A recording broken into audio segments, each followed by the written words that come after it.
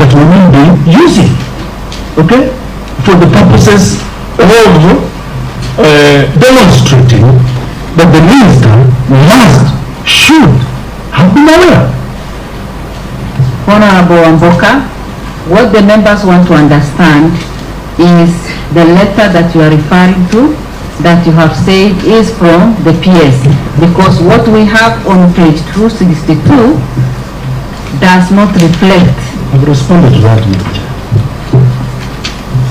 There is a page that is missing where the PS signed. That I've explained. Okay.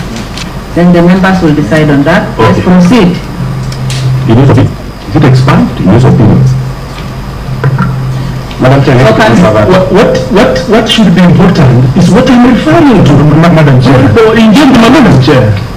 It is absolutely important that the sponsor of the bill be allowed to prosecute his matter with as much silence as we can. If he is messing his own case. If he is making his case better, he is making his own case. Allow him with his lawyers to do the best thing that he knew how. Otherwise we are confusing him. Some of us are lawyers and we are confusing him with legal jargons. And some of us are thinking the court way. Let this witness do what he came here to do in the way he understands it best. Fine, but please make sure that you guide the members so that any document that you are referring to is well known to every member so that they can follow and understand. Can I proceed?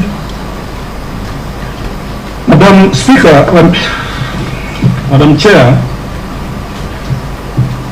on 267. I'm sorry, just a minute before we go to that page. Now that they seem as if that the committee is not understanding or flow of the case, maybe guide you and through the affidavit and all that. We will come to those documents and we will address them at the proper time. I do confirm that now. Now let me take it to page 14.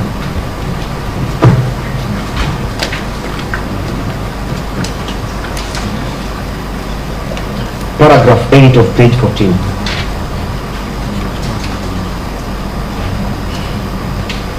Could you just shortly highlight what that paragraph speaks on?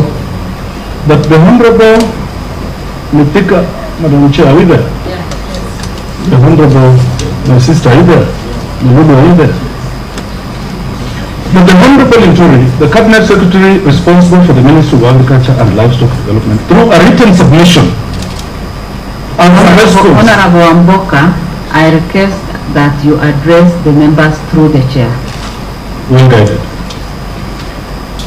That the Honorable Mithika Linturi, the Cabinet Secretary responsible for the Ministry of Agriculture and Livestock Development, through a written submission as a response to the fertilizer subsidy program to the Departmental Committee on Agriculture and Livestock Development, submitted that the National Cereals and Produce Board, NCPB, signed an agency agreement with 51 Capital Africa Diatomite Industries on the 1st March 2022 for supply and distribution of GPC diatomaceous for its commercial function, and that the product was not sold as a chemical fertilizer but as a soil conditioner.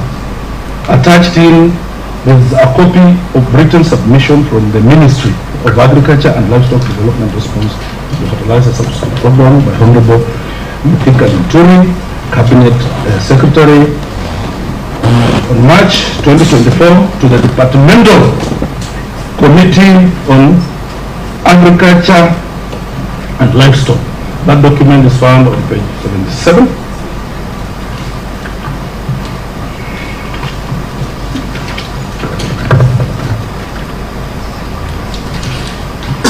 Are you there, Madam Chair?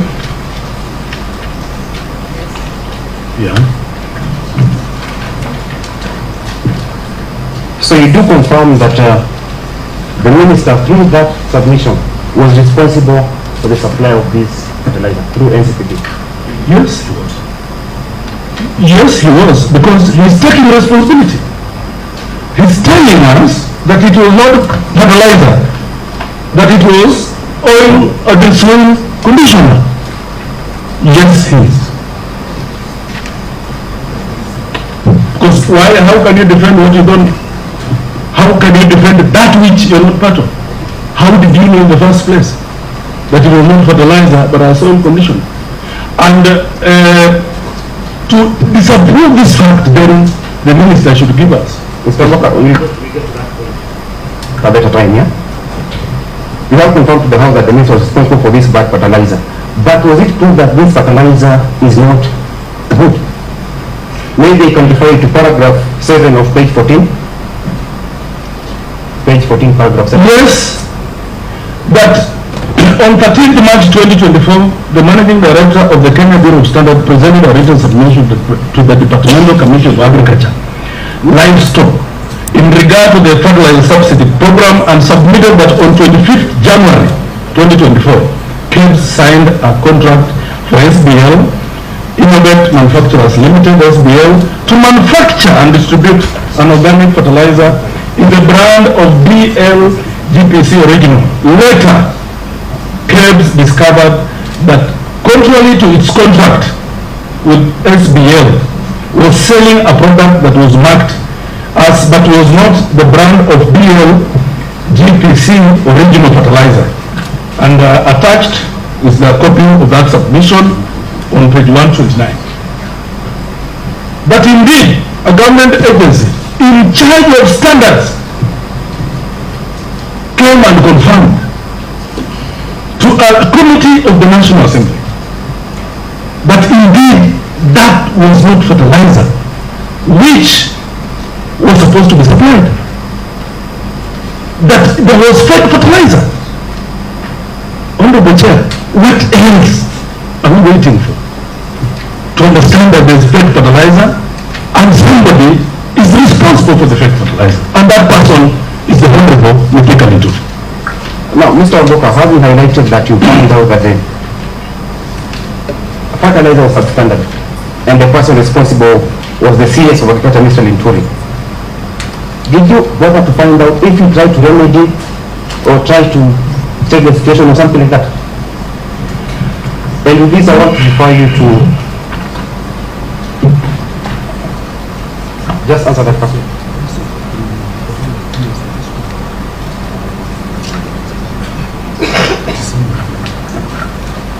Yes, and I want to refer this committee to a letter by the PS, Permanent Secretary, stopping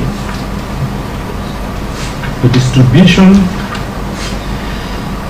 of bad fertilizer.